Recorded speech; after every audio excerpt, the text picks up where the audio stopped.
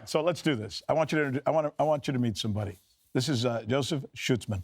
I've been wanting to have a show with him for quite some time.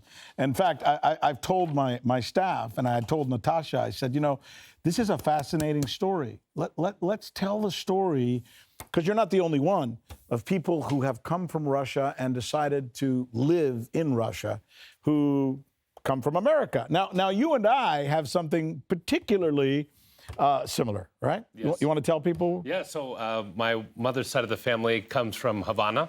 Yeah. And I was actually just getting a haircut today, and I walked outside and come out, and there's this oldest boutique in Guess what he brought me? Sanctions. You know, that's what it is. There's this old boutique in Moscow. It's since 1962 in Moscow. Selling Cuban cigars. Selling Cuban cigars. It was like amazing. So you are a Cuban American. Yes. Now living in Russia. Yes. Now the important part isn't the Cuban part, although there's a whole story behind that because of the relationship between Cuba and the Soviet Union. Right.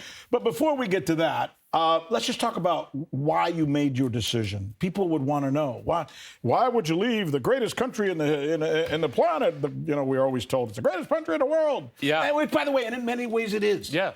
In many ways it is. At least in many ways it was. Yeah. Let's put it that way. Let's put it that way. I think you may have a point there. Yeah, it's unfortunate, because, look, so we actually moved with 6 children. We've been here for 3 years now. And you continued breeding. Of course. Like you Catholic? Little bit.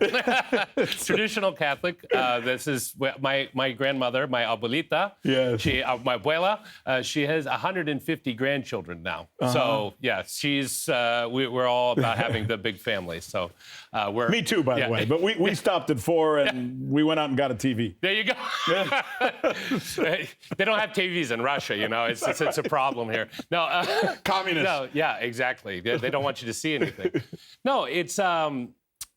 We basically just had arrived to that it wasn't feasible anymore in America to protect the innocence of our children. I was told growing up by my own father that children are like a beautiful white canvas. That's how they're come into the world. They have no expectations, and whatever you paint on that canvas, that's what it's going to look like. What was it like? They came home one day and said, "Dad, look what they told us in school this month. We have to all worship Gay Pride Month." Or whatever, or something like that, right? The oldest was 6 when I left. We homeschool all of our children. And people said the same thing, okay, well, you can at least protect your children. Right. No, I'm sorry. All of the children that are their age, they're going to school to public school, right? Mm-hmm. And they're going to meet one day. And they're going to have to live in a society that's like that. People a lot to think about here and now, but we really have to start considering our future nowadays. This is why we have so many children. We got to actually bring more children into this world while, unfortunately, so many people are taking them out. Yeah, and it's interesting because the experience I've had so far in Russia, and by the way, just to be clear, when I say this about Gay Pride Month, it's not about hating people who are gay or disallowing people for being who they are. It's about the promotion of something.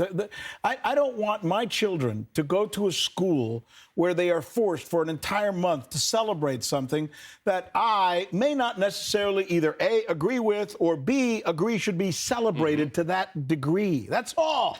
I'm not saying you're not allowed to be gay. I hate gay. No, that's not what we're about. But it just seems like it's not the government's place. And the difference that I see in Russia, correct me if I'm wrong, is they don't promote or celebrate lifestyles or even, for example, I don't like the fact that we celebrate Hispanic Heritage Month in the United States. Why? Why? I'm Hispanic. I'm proud to be Hispanic, but I don't need a month. Absolutely. Or Black History, for example. Yeah.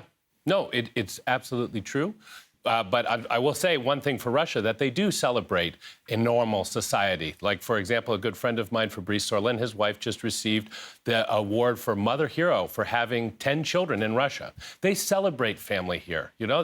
This is something, there's so much money. Incentivized as well. It's not incentivized in the United States, but it is here. If you have children, you get a lower tax base. Absolutely. If you have children, you get other credits for food, etc. Mm-hmm. If you're a woman and you get pregnant, you get 14 months paid leave at your home so you can spend the rest more than a year with your child. That doesn't exist in the United States. We don't have cheaper mortgage rates, sometimes no mortgage rates, cheaper car loans. again, they act like they actually want to have children in their country. Yeah. Our country doesn't act like that anymore. Is it children or family? It seems like there's a real... Here's something I noticed as soon as I came here. I went to the parks, right? I was living close to the city of Moscow, and every day I'd go for a jog, like a dumb, boring American. That's all I had to do, right? Put on jogging shorts and go for a jog. And I'm going through all these green spaces and all these parks, and what do I see? Benches, stories, history. I'm seeing things that are swings. I'm seeing things that are inviting families, come spend time here. Yes. Be a family in this area. Yes. You know, and to your point, Rick. in the United States, by the way, and I got to say this: the United States, our parks are locked. That's right. There's a lock on them. Yep. And I used to get mad. I say, I'm paying taxes. Why can't I go to the park? Oh, no. We've reserved it today for the such and such league of whatever the hell. I don't know. Soccer league. Yeah. LGBT baseball. Stop it. No, but like to your point, you remember when you were a kid? I mean, I remember when I was a kid. Do I ever? Growing up as a Cuban immigrant in Hialeah, man. Come on. Right. But I don't remember the parks being locked then. No. I remember families going to the park. I remember that the big holidays in America were tremendously celebrated. Kids were running all over the place. You got me talking about something that is so dear and near to me. I was one of the people who so looked up to the recreation directors who were paid by the city to be in the park to recreate children, that as soon as I got my first job, guess what it was? Working in a park, coaching, coaching boys and girls baseball and football and stuff, because I thought that was important. Yeah. Today, you go to a park in America, there are no rec leaders. There's a guy who mows the lawn. Yeah. That's right. it. That's right. So there's an absolute difference in how they view and incentivize what families can do together. But you go to, you've seen this, you go into restaurants in Moscow, they have playrooms in the restaurants. I showed up and I'm like, what, this is like kiddie paradise here. Which sometimes is frustrating because the kids are loud. Yeah, but nobody, but people say, no, they're kids. Let them be loud. Let them play. Exactly. Yeah. That's the sound of their future. We have that at McDonald's in the United States, but they have that at every restaurant here in Moscow. That's right. They have a place for the kids to play while their parents are dining. Even at 4 or 5-star restaurants. I mean, like high-end restaurants even they have them. Yeah. It's incredible. What do you say when people in America ask you, what are you doing in Russia? Don't you know that's a crazy, dangerous, communist place and Putin this and Putin that and all that? Do you even talk to people anymore? Or do you... Oh, no, I talk to lots of people. I talk to my friends and my family. Of course, I miss all of them. I don't really miss the society, especially in the post-COVID world. That place just got crazy. I mean, sometimes I show my wife, like, hey, look, this is what's going on. We look back, we're like, we used to live there. Like, what? Yeah. And it's really sad because when you're inside the fishbowl, you don't really appreciate how bad it really is because it's gradually increasing. And now you look back and you're just like, it's crazy. So I talk to friends and family and, we still, have, good relationships with everybody, but nobody really understands, at least from a family perspective. Some of my friends, some of my uncles understand, and even they're very interested in this, this story and how it continues. But I talk to tons of people who are not related to me, not my friends, who reach out to me from my channel, just seeing, they're like, wow, there's a guy with a large family here. He's making it. How is that possible? We want to do something like that too. And big families. I mean, I've had talking to one family, I have 12 kids. Wow. Yeah, so. Well, Russians love Americans. They do. It's really shocking. They're just totally in love with our culture and us. And it's embarrassing, is it? It is for me, and I imagine it's embarrassing for you, that they so put on a pedestal our culture and our songs. And if you go to the mall and if you go anywhere, it's American songs, American music, American lettering, American banners, American everything. And we treat them like dog poop. That is such a nice way of putting it. I was going to use another word. I know. It's just but I caught myself. Yeah. We really do. I mean, true. they've done everything but put their hand out. How do we join you? We want to be like you. Yeah. Let's combine our militaries. Let's combine our nukes. Let us join NATO. And we're like, no, get out of here, you Russian pigs. We don't want to have anything to do with you. We want to be at war with you. Yeah. No, when I showed up in Russia for the first time in February of 2023, I was here on the third day, and I finally turned to my friend. And I just said, why isn't somebody coming up and accosting at me? I would understand if somebody just came and yelled at me, like, what is your country doing? And he looked at me kind of cockeyed, and he's like, what do you mean? We love Americans. We just hate your government. And I was like, oh, I guess we could be friends. I do too. Like, that's the situation. And so talking with Russians, like you say, it's almost embarrassing how much they admire us, and even they admire us for things that aren't real anymore. Yeah, and that's even sadder. That's because during this is I'm glad you went there. What I find from Russians, especially the older ones, is because they lived through, a lot of them, or their parents lived through the Soviet era when things did suck here. And they look to America as that really special place, you know, that beacon on the hill, as Mr. Reagan once said. They don't know that that's not like that anymore. That's true. They're still, because they grew up watching those movies and TV shows and all that stuff, you know. You know, my assistant Marie's always, oh, we got to go to New York. And I'm thinking, New York is a pit. It's like, and I'm like, no, don't go there. No. Yeah. Here's the thing with me, I think, though, Joseph. For me, it's about the corruption. It's just gotten so that everything is about either materialism, money. Yeah. And it's always been, the world has always been that way. But it just seems today like, I mean, I'm not the most godly guy in the world, but I'm a Catholic and I go to church and I believe in God. And I just think that deep down, you got to be able to look at yourself and look at your God in the mirror, or whatever it is you look at if you don't happen to be a religious person, and find that thing in you that says, I'm doing the right thing. I can't see how some guy who's 100 times billionaire or trillionaire can be in that place. And there's every day more of them and more poor people. So that bothers me. No, it's something to be worried about and concerned about. And again, it goes back to the same thing as once you've been living in this same cycle over and over again, we've gotten desensitized to that. And you almost have to like cleanse yourself by leaving the country just so you can look back at it with a clearer lens. But it's really, really horrible, and it continues to get worse. I talked to my uncle back 5 years ago, and he called me up. He's like, Joseph, man, just the world is just getting so horrible. And I said, buckle up, buddy. It's going to get a whole lot worse. But it seems like the West, our countries, whether you're watching us right now from the UK or Germany or the United States or any of these Western countries, you know, I find that it's worse there than it is in the countries we were taught to hate. Yes. I find more unity in China, in India, in the Middle East, and in Russia than I do in our own countries, and a hell of a lot less corruption. And when I look at the popularity polls, for example, or the polls they do on politicians, I find that leaders like Modi and Xi and Putin and these guys, they're more liked by their people than our leaders are. I mean, the guy in the UK, Starmer, was at 12%. This guy in France, Macron, is at like 18%. Yeah. Mr. Trump is at 36%. Putin, love him or hate him, he's around 70 or 80%. Yeah. So is Xi, so is Modi. Well, but they're supposed to be the bad guys.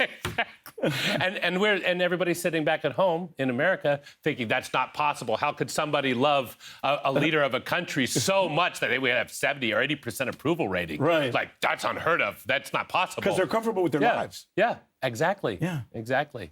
That's kind of what it is. And what do you think of Tucker and these guys? You saw I started the show with that today. Tucker's just fed up. And he, who's a friend of mine on the right, Jack Huger, who's a friend of mine on the left, because I don't think there's any difference in the end. They're coming together and trying to form something that gives the United States, our country, really, back to the people. Isn't that at the essence what the government is supposed to do? And where did they drop the ball and when did they stop doing that? And do you perceive that? I do. I think I have probably not the most motivating perspective on that. It's unfortunate. I think Tucker's a great guy. I think, you know, Thomas, I don't know any of these people personally. You do. Yeah. But they seem like really genuinely good people. But the president said something several years ago, which I thought was really realistic, I think. He just said, you know, people go into this public office in America and they think, okay, I'm going to change the world. I'm going to fix it all. And then the men with the black suits come in and they leave and they're different people. And I think in many ways that this may have been what even happened to Trump. Maybe Trump was, you know, actually sincere at the beginning. I hope that somehow we can break this cycle. But really, at the end of it, our Constitution was laid out pretty clearly that they knew that this was going to happen. They knew that this was going to be challenged. They knew that this corruption was going to sneak in. That's why we have these various amendments, like the freedom of speech, the right to bear arms, all of these concepts. But if you're not willing to use them, well, yeah, then you're doomed to failure. So I wish all of these guys, like, all the best.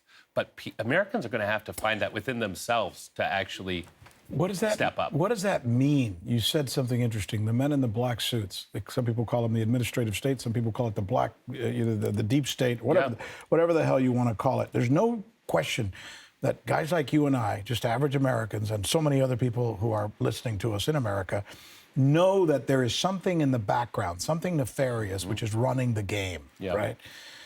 That they're being played in many ways. Doesn't that mean then that this country that we thought was a democracy is really not a democracy? You know, democracies, yes, the answer. Because if there's a force that is unmovable and unchangeable, that is called, in my way of looking at it, a dictatorship. Yeah.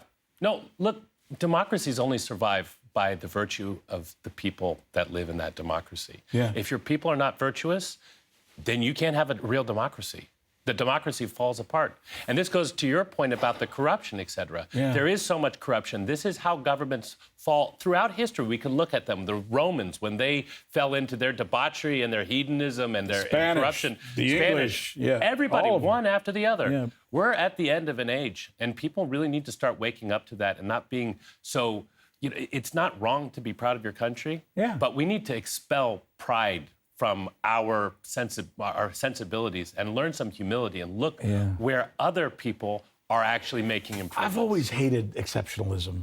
American exceptionalism, I think, is a dirty word. Yes. You know, it's like, well, you have to think we're the greatest country and we're the greatest and we can do anything we want because we're America. And it's like, what are you talking about? You know, what do you know about China? What do you know about Russia? What do you know about India? What do you know about Iran? Nothing. I think maybe that's a big part of the problem. You were talking about your children and you're worried about them growing up in America. If they grew up in America, they would be stupid. Yeah.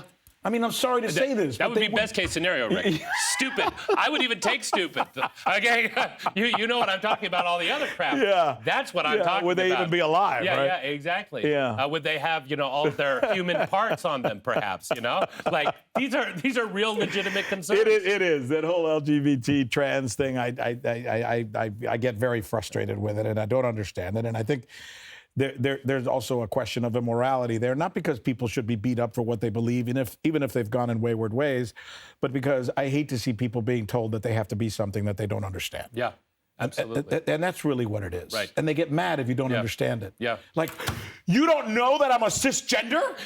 And it's like, I don't even know what that means. I don't know how to spell it. It's like the identification with these symbols and this terminology just makes me absolutely crazy. Yeah. And then their impertinence, their inability to have the patience to say, well, I know it probably kind of sounds weird to you, but here, I'll explain it to you. I would understand. I would have a conversation with somebody who understands things that I don't understand, but they don't do that. They want to, like, hit you over the head with it. Like, you're a racist. You're a bigot. You're a whatever the hell it is that they call us. That is frustrating. No, it is. But it's not even just that. It's like people become obsessed with this identity as opposed to how can they contribute to society. I want my children to contribute to society, to a better future.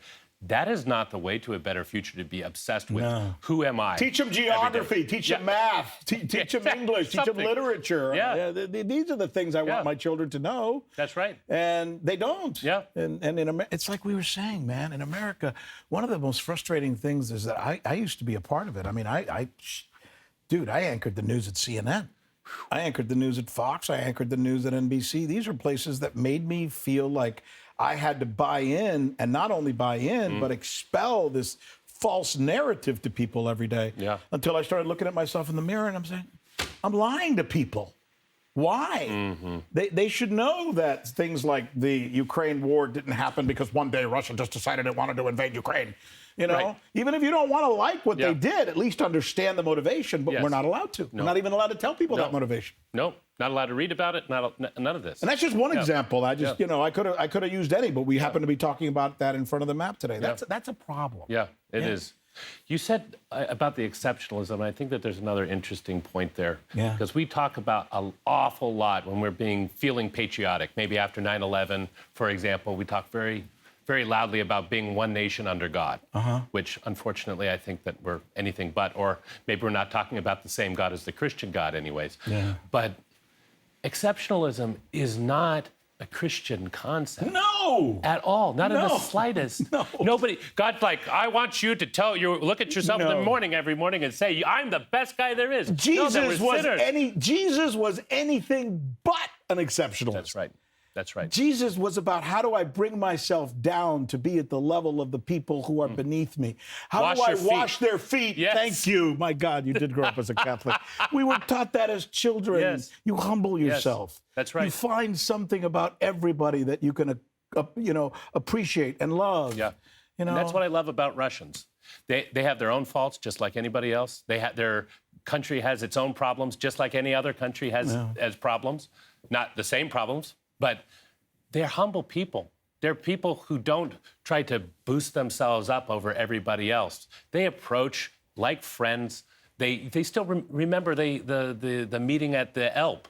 Yeah. They remember that every year in Moscow when Russian soldiers ran and shook American soldiers' hands. I was talking smack about what was going on in our military to a Russian paratrooper. These are special forces in Russia, right? These are the top guys. And I was smack talking because I was like, this is crazy with all this. And he's like, hey, careful. We were taught to respect those Marines. We were taught to respect those Marines. He's like, we have a tremendous amount of admiration for the Marines. Yes. And you're like, What? right. What? We don't. No. In America, No. World War II is all about the Holocaust and with all due respect to all the horrible things that happened to many of the Jews at the time there, it's a big part of the story, but it's not the only part of the story. Yeah. We celebrate World War II in Normandy, and the big kahunas there are the French. Yeah. And when last time I checked, the French lasted about a month and a half in World War II. Yeah. So why are we celebrating the French? Yeah, exactly. And the Russians are not allowed to go. They're kept out. right. The guys who actually won and defeated the Nazis and lost 27 million people. No. Yeah. Well, you guys stay out. We're gonna have Macron give a speech. Yeah. That's crazy. Yeah. That's like, do you not know your history? It's okay. You want to hate Russia? Hate Russia. But know the story of World War II. Yes. That's like this woman who works in the EU, Kaya Kallas. She recently said, I don't understand how the Chinese and the Russians have anything to do with World War II. It's like, are you stupid? I mean, you heard that. Yeah. Oh, yeah. But again, she's just lying to the freaky camera, for crying out loud. Is she, or is she just stupid? No, her father was like one of the main characters of the Communist Party in her own country. Yeah. For crying out loud. Her husband does business in Russia, for crying out loud. Yeah. What are you talking about? You know the gig, and you're just playing stupid.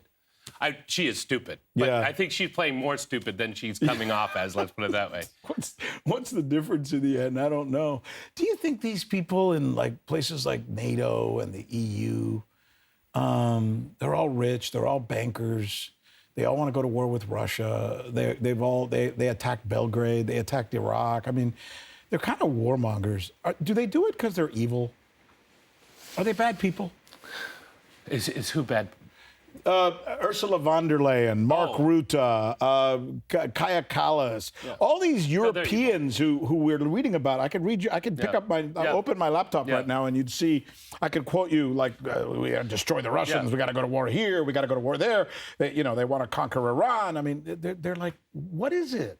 What happened? They are evil. That they absolutely are evil. It goes back to what I was talking about. With regards to how the Russians perceive Americans. They have a superpower that is somehow unique maybe to Russians, that they're able to separate governments and people. We think of Russians as all one, but the Russians can actually separate government and people. Yeah. And the governments are all corrupt. They're all satanic cabals in their own right. One of the things I love about Russia is the devotion and respect for religion and the churches. My wife and I went to Uglitch this weekend.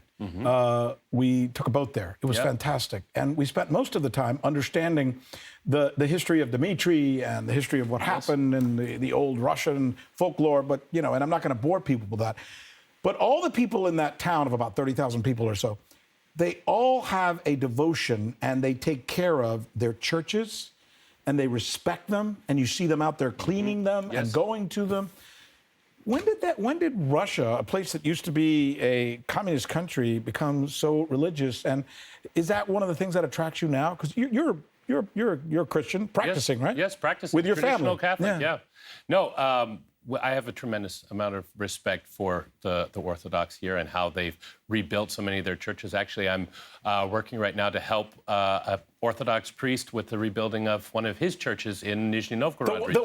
And just so our viewers understand, during the Soviet era, a lot of those churches were taken down and turned into something else because they just didn't believe in that. Since the Soviet era, they've been going from town to town and rebuilding the churches. Yes. 30,000 churches under Putin's presidency, I think, have been rebuilt, restored, renovated. And we're losing churches in America. Absolutely. Closing them. Catholic diocese is closing it all the time. Bishop's got to play golf, right? Where is this story, right? That nobody knows the real this. stuff. If I didn't have you here talking about this, nobody would know. It's very sad. I went out to Nizhny Novgorod region, which is Divyevo. I love it. Amazing place, spiritual place. It's a chosen home of the Mother of God in Russia. And we're going to do a documentary on this. And this is things that we as Westerners need to understand as Christians, that we need to be seeking friendship and understanding. Right. Why not? We have the same God, for crying out loud. Can we not actually work on that? You were instrumental in bringing Candace Owens over here. And thank you for that, because I had a wonderful opportunity to spend some time talking to her about a lot of important things. But what was your reason for that? And how did you connect? Well, that's a very good question. So a lot of people have asked me that question. Really, the only thing is that I'm a traditional Catholic, and Candace and her husband are traditional Catholics. She talks about it every day on her show. I know sometimes too much, but anyway. Yeah. No, people need to start realizing that people are genuine about their faith. Yes, that they were and she is. Yes, she is. And God bless her for that. Yes. Absolutely. And George, her husband. And George. Yeah. And so I wrote a letter. I had some mutual friends, ironically in Australia, that helped us get the letter to her. And she read it, and George called me back a few days later after I sent it halfway around the world and come back. But again, I asked them on a spiritual mission. And that was how that was offered to them. You know what that says? And you know what I love about her? There's one word that you're going to love because you're Christian. Fearless. It's important in life to have something that's bigger than yourself, and that's what gives us the courage to go throughout. Yes. And I believe in that. And I believe in Candace in that she's fearless in what she says.